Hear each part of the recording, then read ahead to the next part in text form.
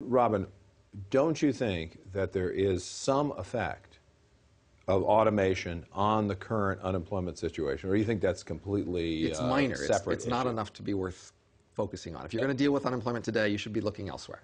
And you think, Martin, that there is something very different about this kind of automation, artificial intelligence, learning machines, than what we saw, let's say, on the farm or even in the factory up till now? Definitely much different than what happened in agriculture. You know, we've got really a revolutionary technology that's unprecedented. It's not different from what's been happening over the last 20 years. It's just more pronounced. So, you know, why is it? Explain why it's unprecedented. I'm not sure that our viewers really understand, let's say, what artificial intelligence is. What does that mean? Well, it means that the machines are increasingly taking on cognitive tasks. I mean, they can solve intellectual problems. They can think in some sense. They can make decisions. They can solve problems. Now, when you say the words artificial intelligence, people tend to get caught up in what you see on movies, you know, science fiction type things. And that's what we'd call true or artificial general intelligence, where you have a true thinking machine. That's something that is still in the realm of science fiction. It's decades away. That's not what I'm talking about. What I'm talking about is artificial intelligence that is specialized. It's you know. So give me an example of a job that artificial intelligence could supplant. Well, there's an article in the New York Times not long ago about e-discovery software, which is software that looks at legal documents and determines which ones are relevant to a court case. Now, historically, that would have been done by paralegals and lawyers who would have been working with cardboard boxes full of paper documents. Now you have a software application which can go through electronic documents and figure out which ones are important for the court case, and that's you know, directly resulting in the loss of jobs. Let's talk about the time scale of unprecedented.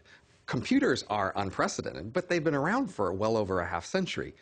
Within the last half century, we've seen what computers do. We've seen how they slowly chip away at jobs, and we'll continue to see chipping away at jobs over the next half century.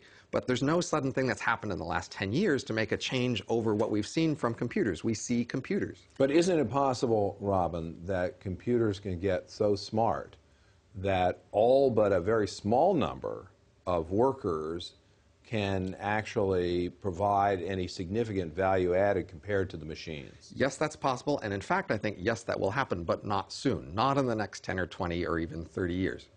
What about the idea that machines themselves will make people smarter so that there will be more people in the kind of the very smart part of the spectrum, and they can be doing jobs that machines can't do? In other words, machines will help people stay ahead of machines. Well, that's absolutely true for a certain segment of the population, people who are very well educated, have the skills, have the motivation. But can't machines help other people in the population become smarter? Well, or are people sort of inherently smart or not? You know, it's this contrast between doing work that's relatively routine and work that's genuinely creative. You know, a computer, what we've seen historically, and this is part of where I think I disagree with Robin, is that since the beginning of the computer revolutions, computers have been tools that have extended the capability of people doing routine work. But now we're getting to the point where computers are going to do the routine work. They're going to simply automate it all. And if, in fact, it's true that most of the work out there is on some level of routine, then we're going to see an impact. You know, Robin, I think there's one thing that you won't deny, which is that over the last 20 or 30 years, the income earning potential of somebody who is well educated, let's say who has a college degree, has increased vastly in comparison to someone who's not well educated. I agree. So do you think that's the result at all of this kind of automation that Martin's talking about? So first, not mostly. First of all, if you look worldwide, we see returns to skills across the letter. I think there's particular things happening in the United States over the last few decades, and they're interesting and important, but don't confuse those with these broad trends of computers and automation. There's this fundamental, important long-term trend that it's important to realize something big will happen within the next century. So I completely agree with Martin that something really big and out of trend will happen eventually, and we should be thinking about and preparing it. But that's not what we're seeing in the last couple of decades in the United States. So that's not because, for example, you know, 30 years ago you drive into a gas station and, you know, 2 or 3 guys jump out and pump the gas and wipe off the windshield, and now you can just go to a gas station. I did it the other night. There's nobody in the gas station but me. So let's think about this. So those people lost their jobs, and and let's say they can't be retrained for something at a higher level, that increases the Absolutely, gap. but that sort of displacement of jobs has been going on for a very long time and will continue to go on for a very long time. So that's not really the effect. I think the right way to think about this is in terms of whether humans and machines complement each other or substitute for each other. This is the old economics debate. So way back hundreds of years ago, economists were afraid that machines would substitute for people, and in fact afraid that human wages would fall drastically with the very first machines. But that's not what happened. Because during that time, it seems like humans and machines complemented each other. The more valuable machines got, the more valuable humans got too. I think the right way to understand this is that tasks complement each other, but individuals can substitute on a task. So when machines were doing one set of tasks and we were doing another set of tasks, then when they got better at their task, that made us more valuable at doing our task right. Okay, so what, just very frankly, what makes your argument different from the Luddite argument of the 19th century, which Robin was just expressing there? Again, I think we've got technology now which takes on cognitive or intellectual problems. I mean, a lot of what Robin is talking about is mechanical type technologies that extended capability in manipulative way, not in intellectual ways.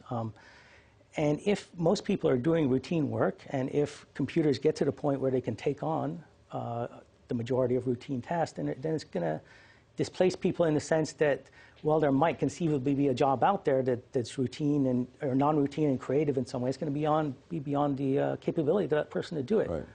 So, we may be focusing a little bit too much on jobs. I realize everybody talks about jobs, but really isn't the aim of economic policy or the aim of an economy to produce prosperity, opportunity, to give people a good life? And we always heard machines are your friend. Like a robot can do stuff for you that you don't want to waste your time doing. So why isn't this overall a boon to society? Well, I think in terms of the technology and what it can offer to us, it is. It is. I mean, I'm definitely not against technology at all. I mean, people work fewer hours than they used to work, and yet they have a better life, most of them. Well, some do. I mean, people in low-wage occupations work fewer hours, but then they work 3 jobs just to get by. I mean, we have to understand that this is impacting different groups in different ways. Going forward, I believe we're going to run into a problem when technology can do most of what people are capable of doing, or most of what the average people are capable of doing. And why is that a problem? Well, because those people under our system, they're not going to have an income. I mean, you can't survive in our economy without a job, not in the United States. We don't have the kind of social welfare This is safety where I net disagree. I think that when machines are really powerful and they can do lots of things, you only need to own a few machines to be able to own a lot and survive and be prosperous and wealthy. So once machines are so good that people can't compete with them, we will have a vastly prosperous world where there's all these very productive machines, and owning some of those machines will be enough. So we need to make a smooth transition so that people start to buy capital so that they can own those machines and be productive and wealthy and then. So you, as a college professor, could own a machine that could churn out your lectures or write books for you that otherwise would take you a long time to do? I might, but I might just own stock in companies that do that, or I might own real estate, I might own other sorts of intellectual property. There's just many other things that are valuable in this new economy. In a world where machines are productive, there's lots to own that's useful. But don't you agree with what Martin is saying, that in such a society there will be more, we may already be seeing this, more people will be left out? I mean, do you think there's a kind of moral dimension here that as we become more automated, the rich will get richer, or people will have the opportunity to get richer, and a lot of people will be left out? We're still in an era where wealth is increasing. The world is on a tear in terms of increasing wealth. Worldwide, people have been getting dramatically richer. This has been the best decade ever in terms of decreasing poverty. Worldwide, people are getting richer. Now, eventually this will happen, but it'll happen with enough foresight that people can use their income to buy stock, to buy real estate, to buy these other things they will need to survive in this new world. Well, so, this is a good point. I mean, between 2000 and 2010 was the single biggest period of economic growth in global history. And I'm saying global history. A lot of it is because of China and India, but they're partaking of the same kind of automation that you're talking about. That's right, but we're What's also... the big problem, basically? Well, the problem is the extreme inequality that we're seeing. I mean, it's inequality in income and also in Inequality is wealth. reducing worldwide. That's the point. The rich aren't getting as rich as the poor are getting richer. Well, in developed countries, though, the inequality is certainly increasing. So you do think there's a difference between this phenomenon is more pronounced, obviously, in developed countries than in developing countries? Currently, but it will certainly impact in developing countries and especially in China as well, eventually, because they're, Foxconn, a manufacturing in China, recently introduced, or they announced that they're going to introduce huge numbers of robots, in spite of the fact that, wages there are very low. So even China will be impacted by this eventually. So actually, that's a really good example. So Foxconn, which employs 1.2 million people and had gotten into some kind of, it was really a scandal about the number of people who were committing suicide. They're saying, well, we don't have to worry about all these people committing suicide. We're going to hire a bunch of robots who probably won't commit suicide.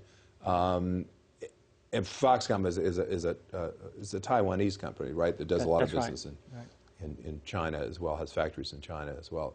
So is that the wave of the future? In I think so. I mean, there's no doubt that if you look at China, manufacturing is going to automate in China. I mean, manufacturing in the United States is already largely automated, and it's going to follow the same path in China. That's inevitable. So are there government policies that you think ought to be implemented now to take care of what you see as growing inequality as a result of automation? I think we need more progressive taxation, and we need to build a better safety net. I think that the dialogue that's going on right now politically is all about austerity. It's about cutting the safety net.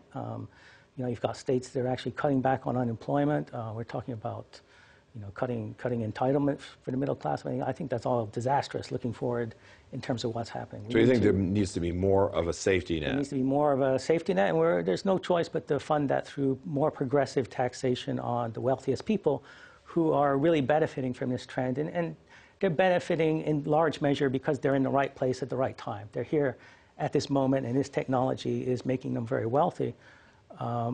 We need to incorporate that into our tax policy.